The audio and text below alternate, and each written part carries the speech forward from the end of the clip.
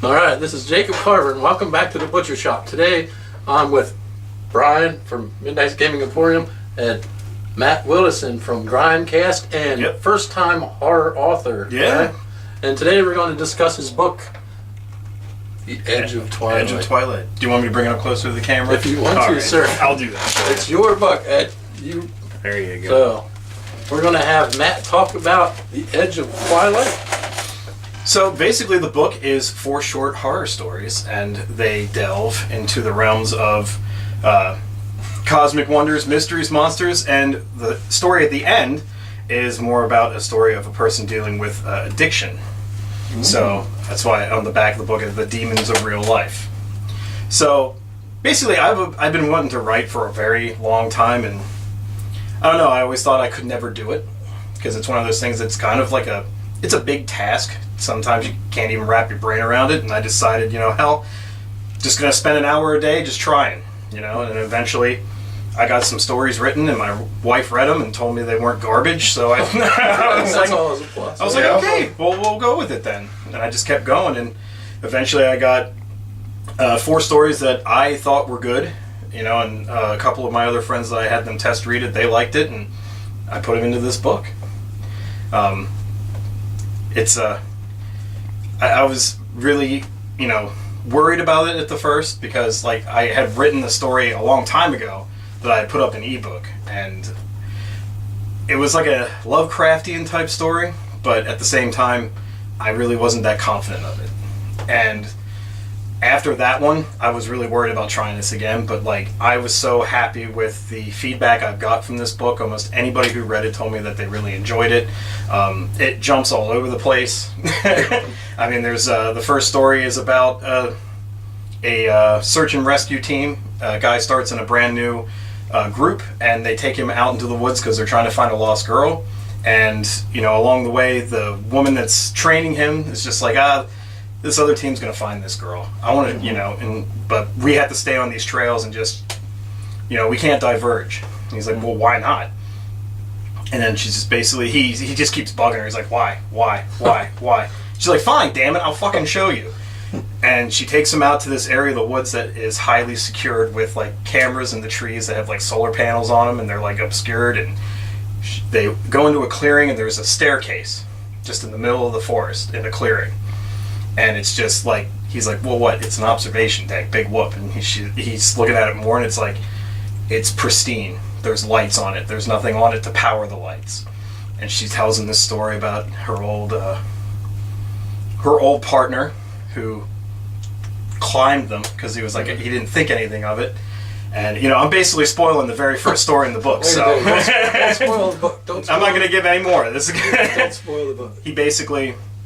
He climbed the stairs, and the whole woods around them started shaking. Wind was going around, hail and rain was falling, and his head just explodes. Nice. So, and it's just this secret about no, you're not supposed to go up there. And I'm not going to end the book, the story, because it has a twist in it. So if you want to know the end of that story, you got to buy the book. Okay. Now, if one of the viewers would like to purchase your book, where would they go? You can buy this book on Amazon.com. You search for Edge of Twilight and my name, Matt Wildasin. That'd be the easiest way to find it.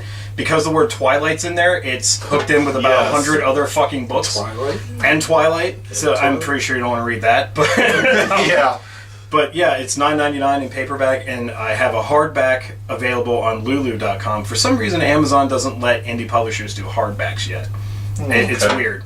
But you can go to Lulu.com, Lulu.com, search for Edge of Twilight, and the hardcover is $20. Now, are you working on any other books? I am. Right now, I'm working on a book titled Melancholia. It's about a girl who, in the very beginning of the book, commits suicide. And she's in a... I'm not going to give everything away, but she's kind of in a space there she's never been before. And things are very odd that are happening, her scenario keeps resetting. She wakes up in her car that's just in the middle of the woods. And the radio has a time, and every time she wakes up it's all the same. Everything that was in the car is placed back exactly where it was, and she's trying to figure out if she can escape from where she is. Okay. That sounds good. Now, I would take it this is just going to be one long story. This won't be a This one's going to be a big one. Okay. Yeah. I'm thinking anywhere between 200 and 300 pages is where this one's going to be. But in the meantime, between that, I just started a group on Facebook called Horrors Untold. And I'm writing short stories for that are going to be free, and they're going up monthly. And the idea I also have with that is maybe after 6 months, I was going to collect them together. I was going to probably put some art with them, possibly, and release a physical copy of those stories. That sounds cool. Because I read the one that you first put up, and it was a really cool H.P. Lovecraft-inspired story. It was really good. The Object, yeah. Yes, I really enjoyed that. But it really took me maybe a half hour to read it. It was a good short story. Yeah, and that's why I'm trying to make it not too overwinded for like online, because I don't know what all Facebook can handle as far as files downloading. Considering it's already had issues. Yeah. So I'm trying to keep them short because I'm thinking like in the physical publication, I'm thinking more like scary stories-ish kind of idea with it, having like creepy art and then like the story and Well, that really sounds cool. Now, I heard recently you got asked to join another podcast. Yes. By another horror author. Yeah, I am on the Horror Show with Brian Keene. At first it was just to be like a once a month thing, but now I'm on there weekly. For the time being, I'm not sure if it's going to stay that way or not, but I'm on there weekly now for the time being. So, and it's really great talking with Brian. He's a really cool dude. Mm-hmm. And the hosts that he has on there, like I met his wife Mary, and she's amazing. She's a really cool person as well. I love going on their show. It's really fun.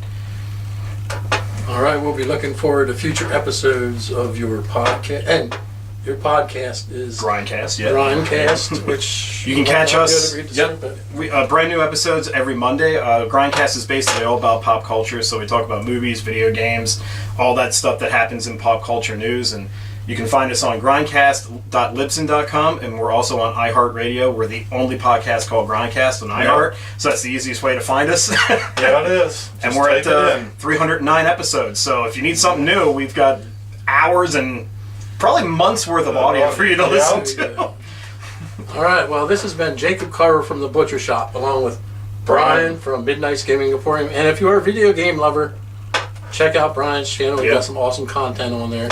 And Matt Wildasin, first-time author. Yeah. So, once again, Edge of Twilight. Check it out. Support indie horror authors. Yes. I'm sober, so so check that out, man. All right, this is Jacob Carver. Have a good one. Thanks, guys.